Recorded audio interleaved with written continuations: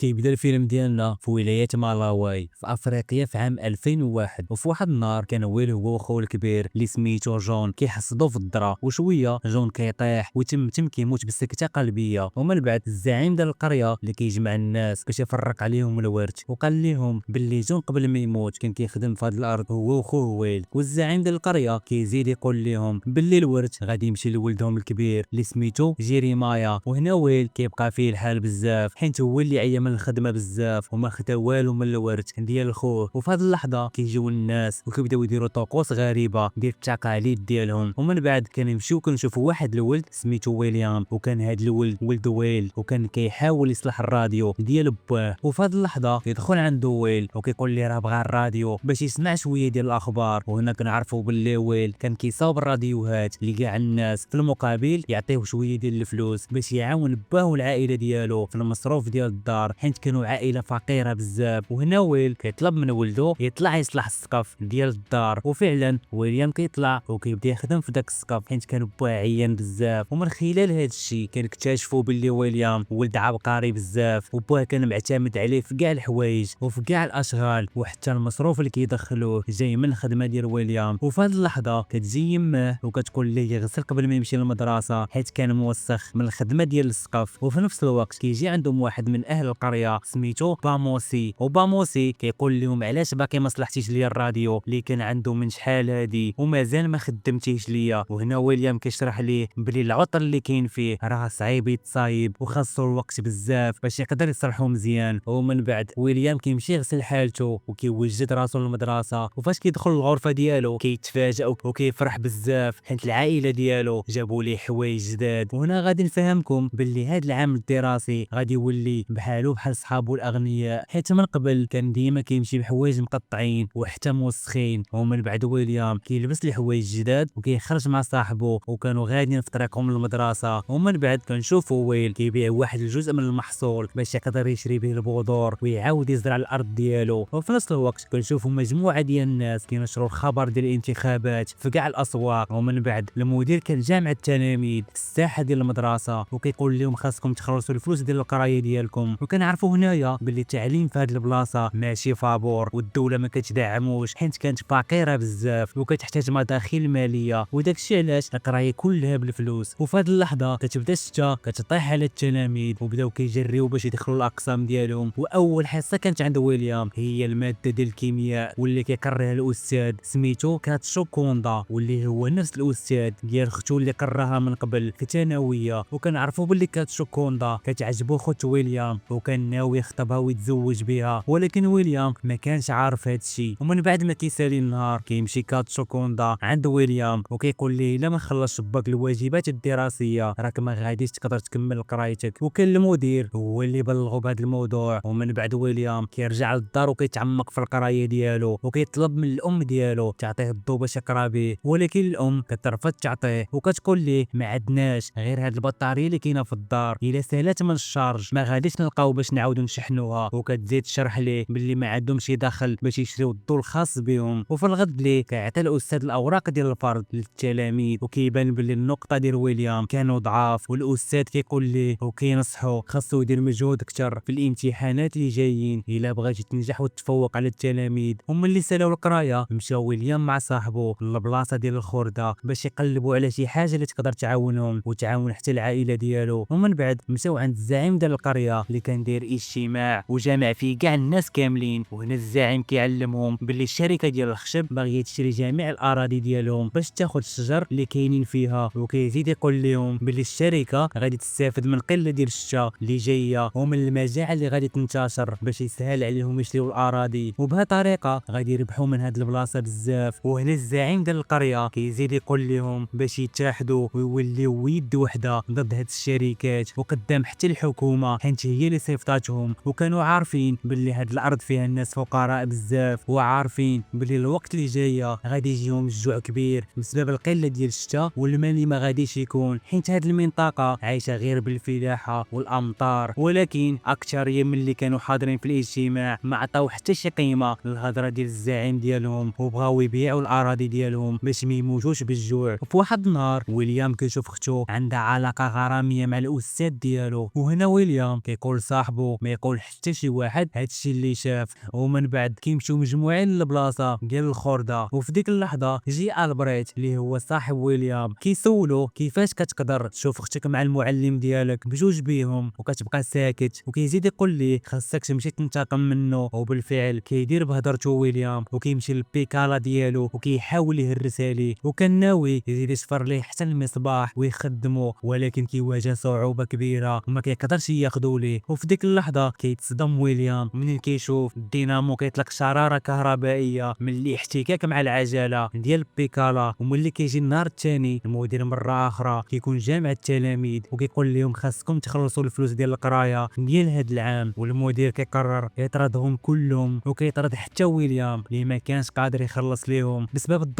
الظروف ديال العائله ديالو وويليام. وكيقرر يتسلل للمدرسه بلا ما يحس به حتى شي واحد باش يقدر يحضر الدروس حتى يقدر باباه يخلص ليه الفلوس ديال المدرسه. وفي النهار الثاني ويل كيمشي هو وويليام وكيمشيو للشركه ديال الخشب اللي كاينه في الدوار واللي كان مولاها سميتو دانيال وكان صاحب ديال ويل. وهنا ويل كيقول ليه انا غادي نعاونك باش تشري كاع الاراضي اللي كاينه حدا الارض ديالو باش ما تتباعش للحكومه، ولكن دانيال كيرفض وكيقول ليه الناس بداو يبيعوا الاراضي ديالهم باش ما يموتوش بالجوع. ومن بيناتهم جيري مايا ولد خوك. ومن بعد شي ايام ويليام هو راجع من المدرسه كيمشي للبلاصه ديال الخرده هو صاحبه، وهنا كنعرفوا باللي صاحبه هو ولد الزعيم ديال القريه. وفي ديك اللحظه ويليام كيقول ليه راه انا كنفكر نصاوب مضخه كبيره ديال الماء، وهاد المضخه غتخدم بالطاقه الشمسيه، ومنين غادي تاخذ الطاقه من الشمس غتولد قوه ديال الدفع وتقدر تجبد الماء من تحت الارض، وهاد الماء غادي تسقي الزراعه. وبهذا الشكل عمرنا ما غادي نعرفوا المجاعه في النهار اللي غادي يوقع فيه الجفاف. وكيزيد ويليام يقول ليه الا نجحت هاد الفكره ما غاديش نحتاجو الشتا. وثاني نهار كيطلب ويليام من كوندا يساعده باش يبني المضخه، وكيطلب منه يقرا في الكتب ديال المكتبه باش يعرف يصايب هاد المضخه. وبالفعل كوندا كيوافق وكياخذ ويليام للمكتبه، وهنا كيبدا ويليام يقرا في الكتب اللي غادي تنفعو. وداز دابا شويه ديال الوقت وجا الزعيم ديال القريه وكانوا دايرين ليه احتفال كبير وفرحانين بيه. وبدا الزعيم كيهضر معاهم وكيطلب من الحكومه تعاون الناس ديال القريه، ولكن الرئيس الحكومه كيتعصب من هضرته وما كيكونش عاجبو الحال وكيامر الحراس يضربوه بقوه. وبالفعل منين سال الزعيم الهضره ديالو الحراس شدوه وبدا كيعنفو قدام الناس كاملين ديال القريه. ووقتها ويل شاف المنظر وما عجبوش الحال وقرر ينضم للمعارضه وكيفكر يسافر لمدينه اخرى باش يشارك في المظاهرات. وفي نفس الوقت اللي كان فيه ويل مسافر ويليام استغل الفرصه وبدا كيقرا الكتب كتر وكتر، وكان مولات المكتبه كتعاونوا في هذه القرايه. ومن بعد كنشوفوا كوندا مع خوت ويليام وكان كيقنع في خوت ويليام باش تهرب معاه ويتزوجوا برا القريه، وكيقول ليها منين نجمع الفلوس ديال الصداق نرجعوا ديك الساعه للقريه. ولكن خوت ويليام ما عجباتهاش الهضره ديالو ورفضات تخلي العائله ديالها وتمشي. وثاني نهار المدير كيعرف باللي ويليام كان كيتسلل للمدرسه باش يحضر الدروس وكيطردو من المدرسه، وكيقول ليه دابا انت كتاخذ حق التلاميذ الاخرين في التعليم. ومن رجع للدار الام ديالو كتشوف ولدها طردوه مره اخرى من المدرسه وهي كتعطيه شويه ديال الفلوس وكتقول ليه سير شري بيهم شويه ديال الزرع. وبالفعل ويليام كيشد البيكالا ديال بواه وكيمشي للمخزن ديال الحكومه اللي فيه البذور، ومنين كيوصل لقى زحام كبير قدام الباب، ولكن كان عنده الزهر قدر يدخل المخزن وشرى 15 كيلو ديال البذور وهي اقصى كميه كانت مسموحه يشريوها. ومن بعد ما سالا ما قدرش يخرج بسبب الزحام اللي كان في الخارج، وهنا جاتو واحد الفكره باش يخرج من الباب اللوراني ديال المخزن واللي لقى شي مخرج اخر. وبالفعل بدا كيحل في واحد الباب وطلب المساعده من بعض الناس باش يعاونوه يفتحوه ويخرج في حالاته. وفي هذا الوقت كانت اختو وامه في الدار وشويه دخلوا عليهم واحد الشفاره وسرقوا منهم كاع الحبوب اللي كانوا مخزنينه. والثاني نهار ملي رجع لويليام من السفر وبدات مراته كتعصب عليه حيت خلاهم بوحديتهم ومشى في حالاته. ومنين جا الليل ويليام بقى حتى نعس بواه وحتى الام ديالو ودخل للبيت ديال اختو وقال ليها انه عارف بعلاقتها مع كوندا وما غاديش يقولها لحتى شي واحد، وطلب منها تسرق ليه الدينامو اللي راكب في البيكالا ديال كوندا حيت هو اللي غادي يعطي الطاقه الكهربائيه من بعد عمليه ديال الاحتكاك. وهنا هي اختو كتخاف وكتقرر تهرب مع كوندا، ومنين فاقوا النهار الثاني ما لقاوهاش في الدار وويليام مشى لبيتها ولقى الدينامو مخليه ليه فوق الطابله. ومن بعد مشاو عند المدير ديال المدرسه وطلبوا منه يتواصل مع كوندا باش يرجعوا بنتهم حيت كوندا كان